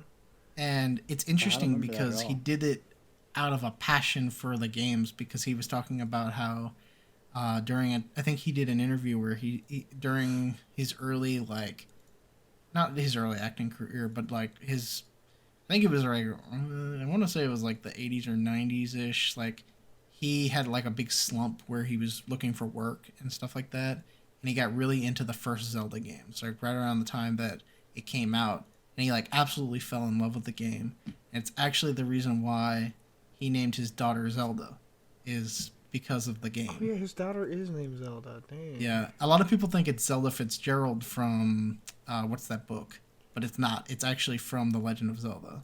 Like his daughter's named after the princess in that game. I will say the first game I'd have absolutely no idea how to play without a guide. That game is very vague. Yeah. It's very hard. But yeah, apparently he was sitting on the couch and he was talking to his wife about their daughter and the name, and he just turned to her and was like, well, what about Zelda? And that kind of stuck. So Dang. and later on when the 3DS remakes came out for like Ocarina of Time and stuff like that, he did commercials for Nintendo for it, and he did it with his daughter Zelda. Oh, that's awesome. So you guys should go back and watch those commercials. Yeah, I They're didn't know that was a absolutely thing. incredible. I love watching them on occasion just because it's Robin Williams. So, but yeah. So like I said, when the Aladdin movie came out for the live action remake, and I heard that what's his name was playing Genie, I was just like, yep, this is insulting. Yeah. Because Did it's not one of do a good my job. it's one of my favorite roles I've seen him in, because I just think he's an he's an incredible actor, but he's an absolute insanely good voice actor. Exactly. Like he puts the energy that you see in the animation in his voice. It's incredible. Yeah, it's so good. I've also heard that a lot of people that have seen his stand-up routine say that it's very similar to the way he performs in that movie. Oh yeah, I've watched apparently- some of his stand up. It's really good. Yeah, I haven't seen as much as I'd like. I've seen a couple of certain things here and there, just clips, but I haven't seen any of his like full-on stand-up routines.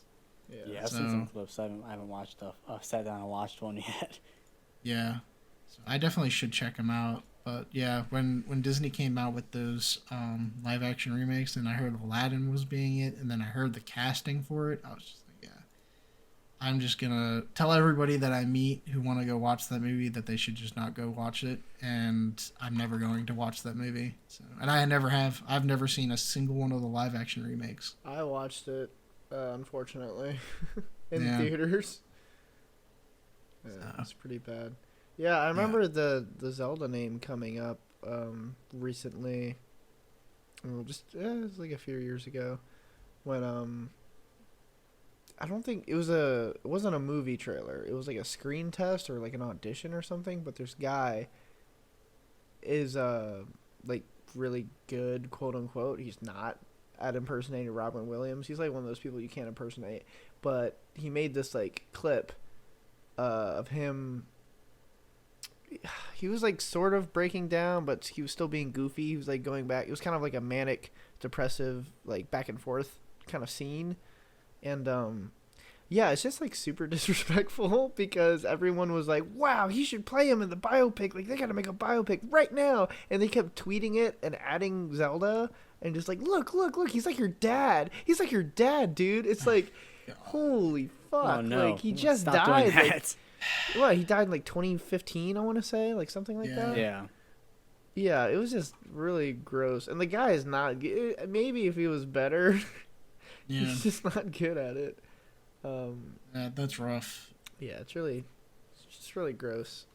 Yeah, especially the other thing that I find insulting about it too is like the way he died, and like I don't know, just like respect the goddamn man's memory at least. Like, don't make the live action remake of fucking Aladdin. That's just so fucking insulting. Yeah, well, they didn't care about him when he was alive, so it tracks. Fuck him. Disney. Yeah, like I said, I think that also goes into why I just fucking hate Disney. Like, especially more recently, more now than ever. Yeah. I think we could just go ahead and add in a Disney slander slot in each episode. To every That's pretty episode. much Yeah. it's about 20 Just minutes go of into it. dedication and just going in and just wrecking them. Yeah, 100%. 100%. I get behind that one. Yeah. So, do you guys have anything else to add, or?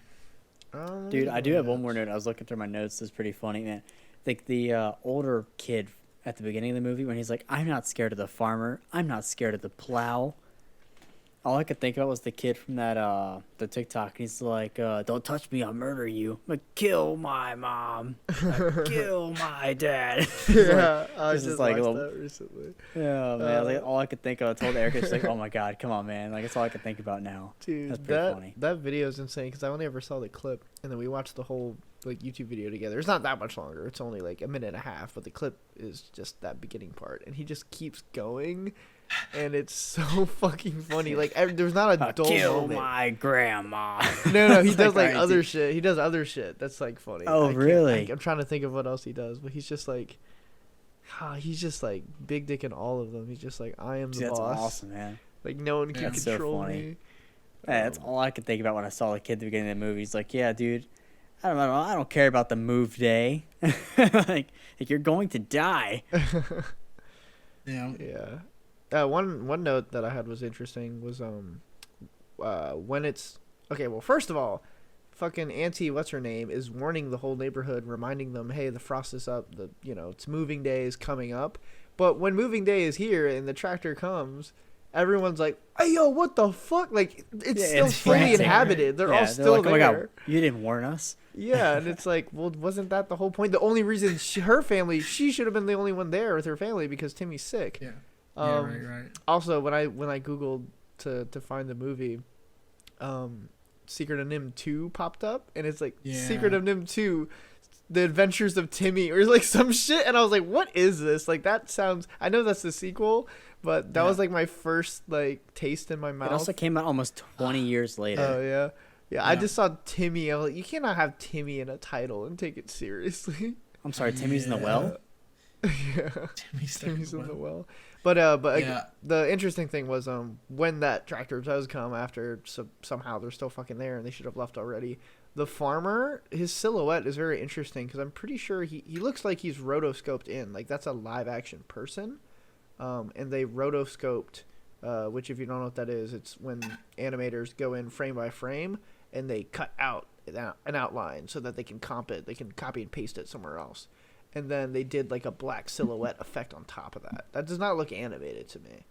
So I thought that was an interesting thing. And that was like the first showing of the humans. So I was like, oh, the humans are going to be this kind of like shadow force and like scary. But then they just show the humans later, and the kid's normal, the dad's on the phone normal, the mom's normal. So I was like, okay, I kind of forgot about that point. But thinking now, it's it's strange that they did that. I guess when he's on the tractor, it's kind of like a tool of destruction, and you see it in a different way. But yeah, I thought that was I never noticed it. interesting I'll have to go technique, back at and least. watch it. Yeah, definitely see So I just that. got kind of curious, and I googled the secret in it of NIMH 2. Can you guys guess what the ratings for it are? Just go ahead. 2 out of 10.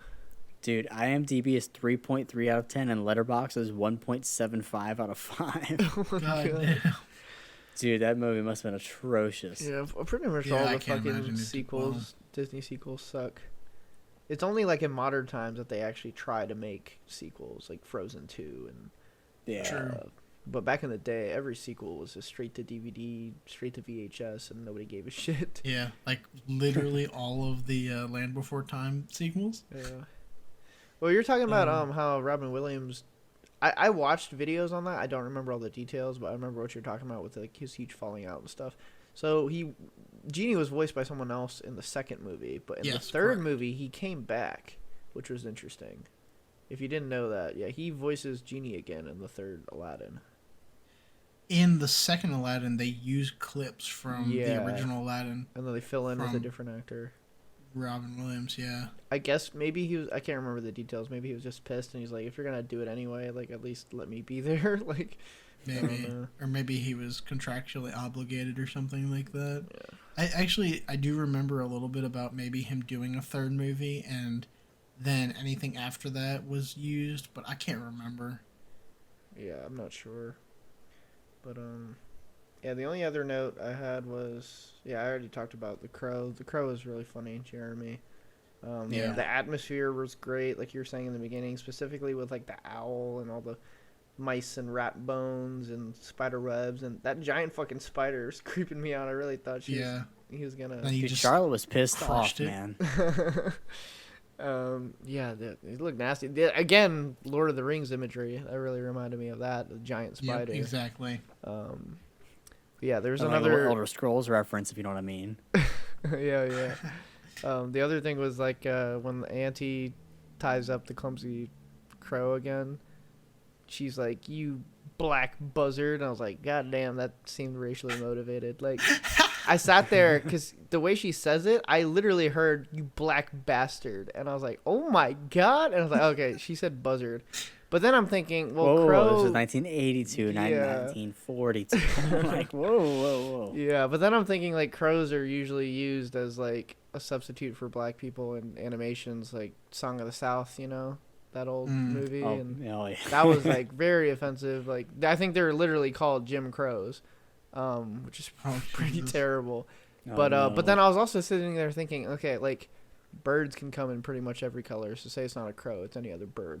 Would she have said that if it's like you white bird? Like she wouldn't have Oh, said you that. red, you red cardinal. Yeah, you orange bird. Maybe if it was ginger, you ginger. But like I Yeah, don't. yeah. I Hey, that's really. offensive. Yeah, I can't see her. It's not just like you. I'm gonna describe what you look like and what you are. It's literally like because it's black.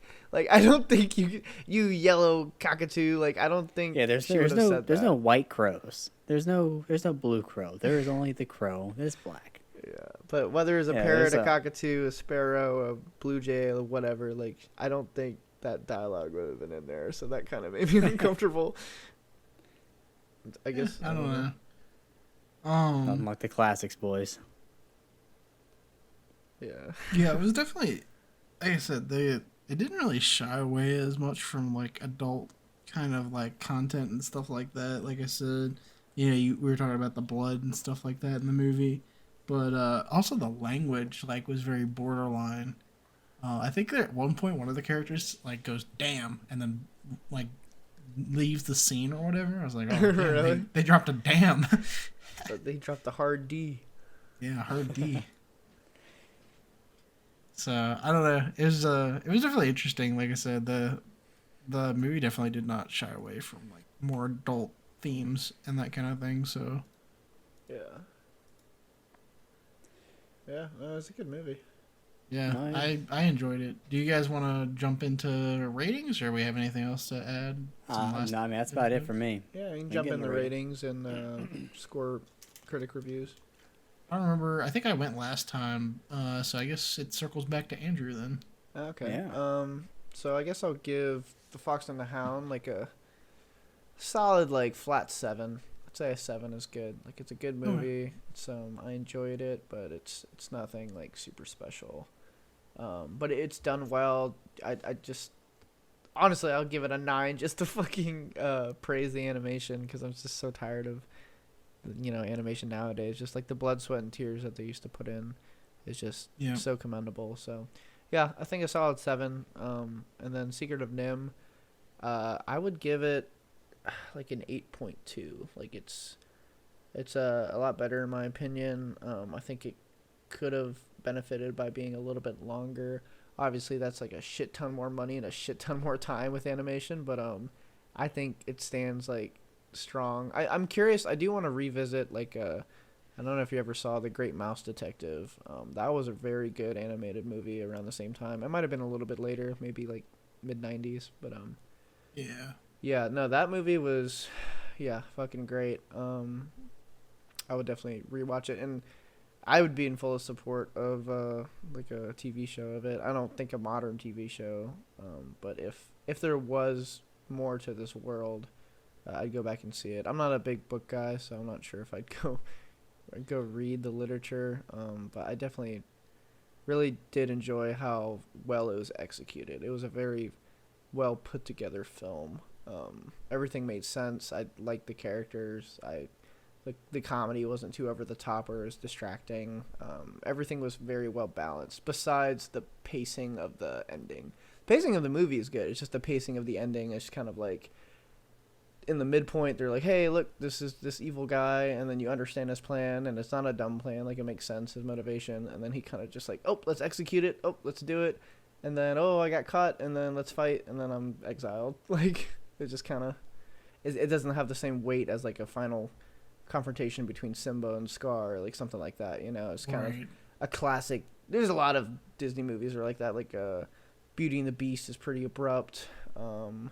Trying to think, and that was a Renaissance film. But a lot of the older Disney movies just kind of ends. Even though I love Robin Hood Fox, and I think Robin Hood Fox has a lot more wiggle room with that because it's more of a comedy. This movie is more about the plot, so it has less room to breathe with that aspect. But that movie also ends very like abruptly. But yeah, like 8.2, very good. Okay. Corey. All right, yeah. So The Fox and the Hound, I actually really liked that movie. I thought it was really fun. I'd probably give it like a good 8. I mean, I can't really say anything else about it that I haven't already said. I mean, it's a good lighthearted film. It's fun to watch, and that's kind of about it for me. Like I like that movie, so I'd go with that. And yeah, getting into The Secret of Nim, I'd say like an 8 as well. I mean, I'd go with that, an 8 on that, and that's a little lower than Andrew shot it, but to keep it an even number for me, easy to remember that way. Yeah, I mean that's a good movie. I liked it a lot for something I'd never even heard of. It surprised me. It was good. It was a lot of fun to watch that. It's a little more in depth. Something I'm definitely gonna go back and ask my parents about. That should be right about their era too. So I'll see what they have to say on that one, and I'll get back to you guys on that. But Yeah. yeah, that's kind of about it. That's all I have for both those movies. I do think we should have a like a ranking board just so we can continue to just shove Prey to the very bottom of the list. We'll just see, we'll like see. just There might be poking a with the film we stick might as put we go. Lower than Prey one day, but Not yet, buddy. Not yet. not yet. Yeah. Got to earn its No. place. Definitely out of Yeah, what yeah. we've watched, it's at the bottom. The Yeah, sheer for RNC bottom, dude. Oh Yep. no, yeah.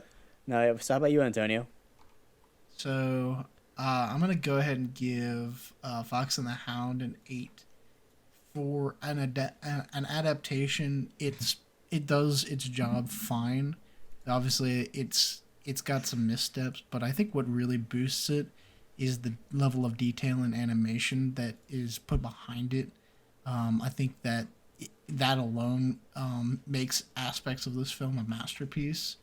But other than that, there's a lot of things that you can criticize. Well, not a lot, but there's definitely things you can criticize about this film and some of its missteps. And as a historical piece of media, I definitely think it's a significant, although forgotten, piece of art. For The Secrets of Nim, I'm gonna give it a 9. It is probably one of the most culturally significant animated films to ever come out, because it's that level of detail, that level of effort, and also like I said, from a historical point of view, it beat Disney at its own game at one point. So that's pretty significant if you ask me. So I'm gonna give it a 9. I think it deserves a higher rating than most. So yeah, I think that's a good place for it. Yeah. All right. What about the scores for for some of the Rotten Tomatoes and all that? Yeah, you want to pull up Critic the ratings. IMDb, Corey? I'll do the Rotten. Yep. I'll go ahead and do that. Let's see. Rotten Tomatoes for Fox and the Hound. Let's see. It's sitting at a 70% critic score. Okay. Probably a little bit higher it deserves, but not too much, I'd say. It only has 27 critic reviews, though. And then audience score with 250,000 ratings is at a 78. So, yeah, I guess it's not one of those, kind of like you were talking about before. It's not a Renaissance film. It's not a universally, loved cult classic. It's just kind of like a good movie. Right. Honestly, That's it's kind of also where a the, very forgotten film. So. Yeah, I mean, that's kind of where the IMDb sits as Kurt well. Russell Maybe it was Copper. Really? I forgot about that. No, yeah, I noticed that in the opening credits, and then I forgot. What is it? Kurt Russell is the adult voice of Copper. I did not know that. Mickey Rooney, That's Mickey pretty Rooney's crazy. a big actor too. He was adult Todd. Interesting. So, Okay. Yeah, IMDb on that movie sits about the same. You have about a 7.2 out of 10. So I mean, yeah, it's a good movie. It's not like their best. It's not that Renaissance era Disney. Oh, you're but breaking it's up. still You're good. breaking The up. robot voice is coming back. Whoa. Oh, no, Wait, no. say that again. You're breaking up. Oh, so as far as IMDb goes, you have kind of the same aspect, right? Like a 7.2 out of 10. It's not the best, not the worst. It wasn't a Renaissance movie, but it's a good Disney movie. Yeah. Right. What about Secrets of Nim? Very much higher, which I think tracks. 93% critic review with 68 entries, and then only 5,000 review for audience score, but it's at an 85. I think that also makes sense, sort of like what I said last time with Drive, but not last time, but 2 times before. Sort of like bigger movies get more, audience participation in terms of rating, and then smaller movies get more critic. Yeah, Right. Fox and the Hound is like, the critic's not going to take their time to critique that. There's only 27, and Secret of Nim there's 68, and then this doesn't even have to do, because the other thing that Corey brought up was a good point, that Drive was out longer than Baby Driver, but this is like these both existed at the same time and way before Rotten Tomatoes was a thing. Right, exactly. So I think that's sort of the trend. And so you're probably not also going to get as much audience score because people aren't going back and rating them. You'll see a higher audience score for movies that are released more recently. Yeah, I mean 250,000 for Fox and the Hound crushes 5,000 for Secret of Nim. So Right. Well, it's also it's just a bigger difference of movie. it existing as a Disney film versus One is much more accessible than the other. I will say that. Yeah. true. Oh, this doesn't have a box, IMDb is surprisingly not that much higher for The Secret of Nim. You only have a 7.5 on that's 42,000 reviews, as opposed to. I can see why you don't use IMDb. IMDb. Yeah, I used to use it. They had 95,000 views on Fox and the Hound reviews, but so I mean almost double, but it's really not that much higher, which is crazy. Mm. Yeah, for the box office, Fox and the Hound. Does it have its budget on here? No. It made 39, almost 40 million domestic. It doesn't have an international reading, which is interesting. Probably doesn't have as much international pull for those films. Yeah, it's a pretty American setting and American pastime. I guess English hunt with foxes with bloodhounds and stuff. Well, and also the that other book I was mentioning is an English book. Yeah, it's written in it takes place in, I believe, Scotland or maybe I can't remember either one. Yeah, it's an English book, and the movie's also English. Yeah. Well, you like British? Yeah, Yeah, British. yeah, yeah. Yeah. Secret of NIM is 14.6 million for How domestic. much did it make? 14,600,000. Okay. Yeah. Also doesn't have an international reading. But yeah, definitely smaller release. I don't have all the info for these. I guess because they're just older movies.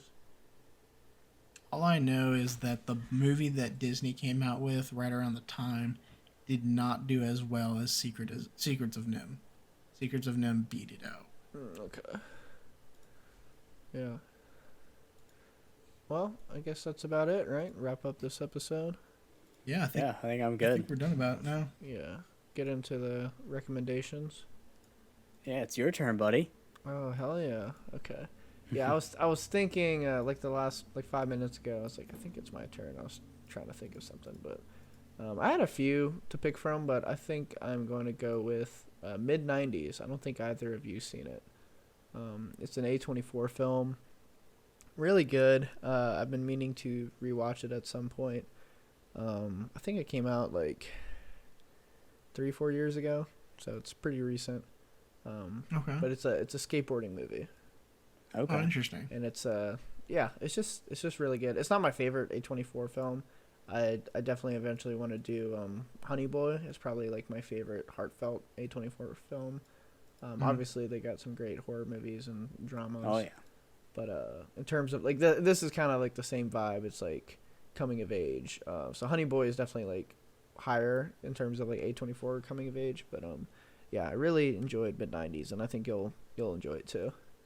All right. Yeah, we'll check it out. But yeah, Alright. that's about it. Sorry if I was a little lacking of energy, audience. I realized before this episode that I'm missing my camera, and I went into a frantic frenzy, fucking looking for it and backtracking and trying to narrow down the last time I saw it because I just haven't been using it.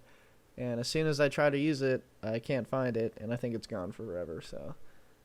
Yeah, I was pretty upset before we recorded. We almost just canned this whole episode and postponed it because I tore my whole place apart and my car apart. Yeah. But yeah, I'll have a bigger smile on my face next time, and eventually We're all slack in this episode because we woke Antonio up from his slumber. Yeah. I've got a cold. Yeah. Like, yeah, we're all a little deep. beaten down this episode. exactly. Yeah, and ironically, eventually we'll have video podcasts when I get the camera at some point. But yeah, then you guys I'll have to can get a webcam as well. I do not have one. you can see how tired we are in person. But Yeah, Yeah. you can see that. You can really see the eye bags. when we were talking about, I don't think it was on mic, but before this episode, like through the past 2-3 weeks, whenever it was, I was trying to remember the name of that really violent kids movie with animals and stuff. It's called Watership Down. I have never heard of that. I'll have to I've look into never heard of that that. one It's an either. adaptation of a Richard Adams novel, and it follows a group of rabbits on a perilous journey to find refuge after one of them has an apocalyptic vision about their home.